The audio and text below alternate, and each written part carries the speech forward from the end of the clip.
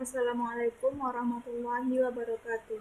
Perkenalkan, nama saya Gina Tuljana dengan NIM 2314040081. Baiklah, di sini saya akan menjelaskan 5 soal Olimpiade Matematika tentang bilangan bulat, definisi dan kekongruenan. Yang terhormat, Ibu dosen pengampu, Ibu Fitria Mardika, MPD. Langsung saja kita masuk ke contoh soal yang pertama, di mana soalnya jumlah bilangan bulat positif n sedemikian sehingga n dikurang 2 kuadrat ditambah n ditambah 3 merupakan bilangan bulat adalah. Yang pertama kita tulis soalnya terlebih dahulu.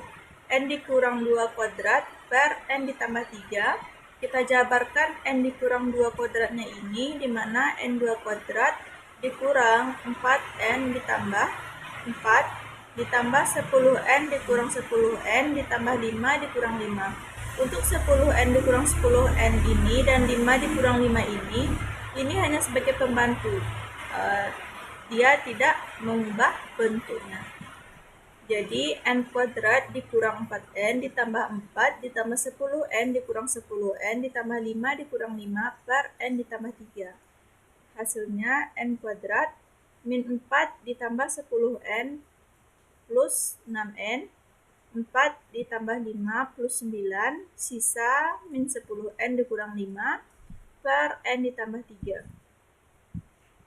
Selanjutnya kita pisah n kuadrat ditambah 6n ditambah 9 per 6 ditambah 3 dikurang 10n ditambah 5 per n ditambah 3. Kita cari faktor dari n kuadrat ditambah 6n tambah 9 ini supaya bisa kita eliminasi dengan n ditambah 3. Jadi n ditambah 3 kuadrat per n ditambah 3. Jadi kita coret dan coret, jadi hasil tinggal n ditambah 3 dikurang 10n ditambah 5. 25 dikurang 25 ini hanya sebagai pembantu juga per n ditambah 3. Jadi dihasilkan n ditambah 3 dikurang 10n, 5 ditambah 25, 30 dikurang 25 per n ditambah 3. Seterusnya n ditambah 3 dikurang 10n ditambah 30 ini kita pisahkan juga. 10n ditambah 30 kita ubah bentuknya menjadi 10 buka kurung n ditambah 3 per n ditambah 3 supaya kita dapat menghabiskan n ditambah 3 ini dikurang 25 per n ditambah 3. Jadi sisanya n ditambah 3 dikurang 10 dikurang 25 per n ditambah 3. N 3 dikurang 10 min 7 dikurang 25 per n tambah 3. Jadi bentuk ini akan mudah kita temukan untuk bilangan bulat, di mana n dikurang 7 ini akan selalu menghasilkan bilangan bulat, tetapi untuk 25 per n ditambah 3, n-nya harus bilangan bulat, maka n ditambah 3 itu harus habis membagi 25. Kemungkinan ada dua buah bilangan, yang pertama itu n-nya sama dengan 2, dan yang kedua n-nya sama dengan 22. Kenapa kita ambil n-nya 2? Karena 2 ditambah 3 itu 5, 25 dibagi 5 itu sama dengan 5, jadi habis. Kalau kenapa kita ambil 22? 22 ditambah 3 itu 25, 25 dibagi 25 itu juga habis. Maka dari soal tersebut jumlah semua bilangan n, bilangan bulat positif sedemikian adalah 22 ditambah 2 sama dengan 24. Berarti jawabannya adalah 24. Selanjutnya kita masuk ke contoh soal yang kedua. Faktor prima terbesar dari 16.384 adalah 2, karena 16.384 sama dengan 2 pangkat 14. Berapakah jumlah digit bilangan prima terbesar yang merupakan pembagi dari 16.383? Jadi kita jawab 16.383 itu sama dengan 16.384 dikurang 1. Tadi juga sudah dijelaskan di soal kalau 16.384 itu sama dengan 2 pangkat 14. Jadi kita ubah bentuknya menjadi 2 pangkat 14 dikurang 1. Kita kembali ke pelajaran yang lama. Itu A dikurang B dikali A ditambah B itu sama dengan A kuadrat dikurang B kuadrat.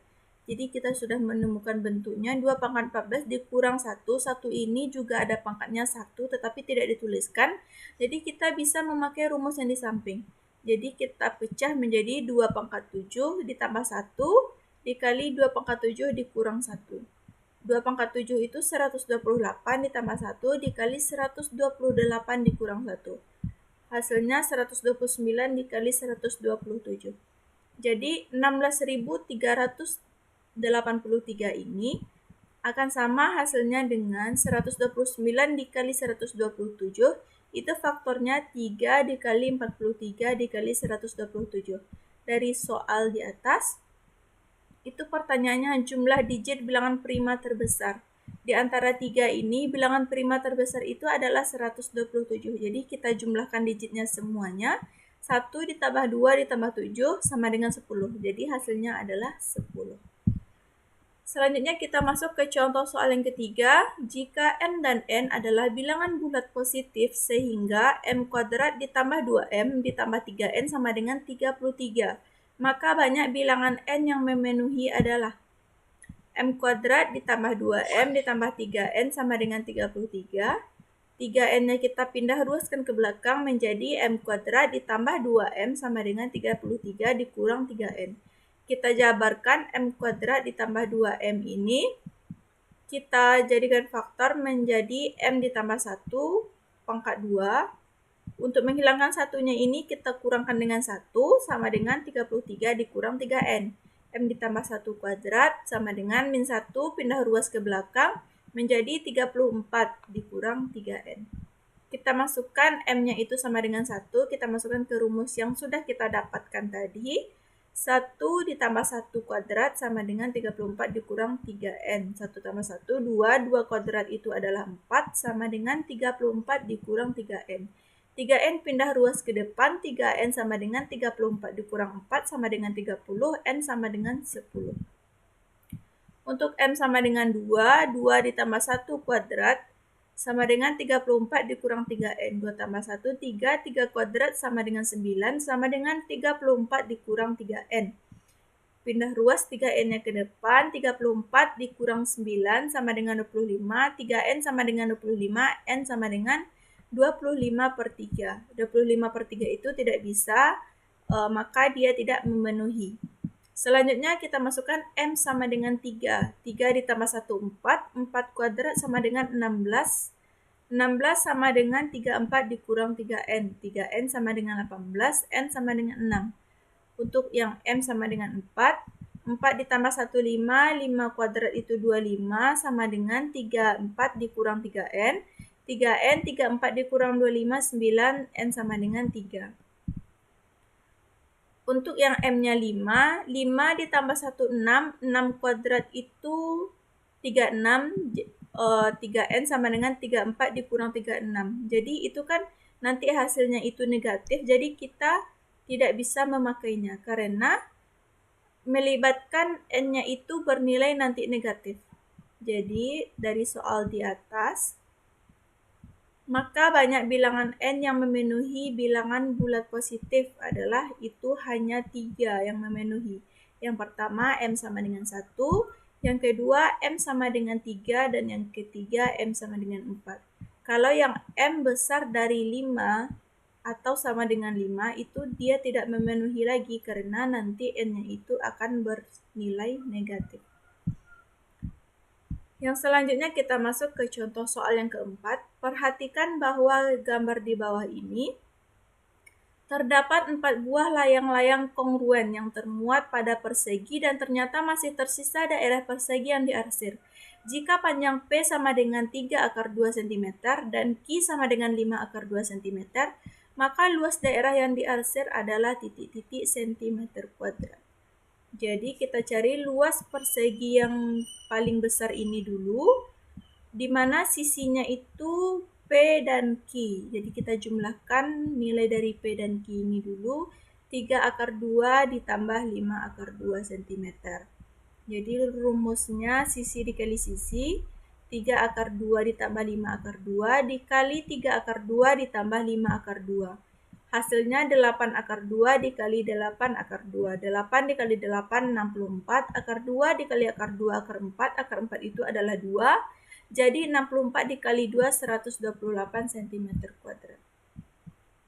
Di soal juga diketahui terdapat 4 buah layang-layang kongruen. Jadi di luar persegi yang diarsir ini, atau terdapat itu di dalam persegi yang besar, itu kalau digabungkan akan menjadi sebuah layang-layang yang kongruen. Karena layang-layang ini memiliki dua sisi miring yang sama, maka untuk mencari luasnya kita bisa menggunakan luas segitiga, di mana luas segitiga itu alas dikali tinggi per 2. Jadi untuk alasnya 3 akar 2 dikali untuk tingginya 5 akar 2 per 2. Jadi hasilnya 15.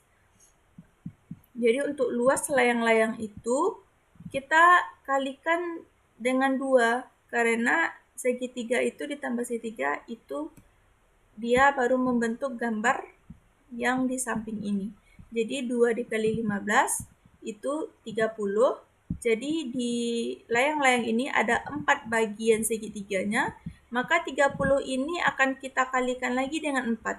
Jadi 4 dikali 30 sama dengan 120 cm².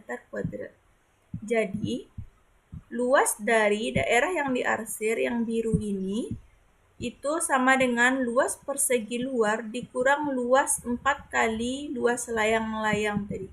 Itu sama dengan 128 dikurang 120 cm², hasilnya 8 cm².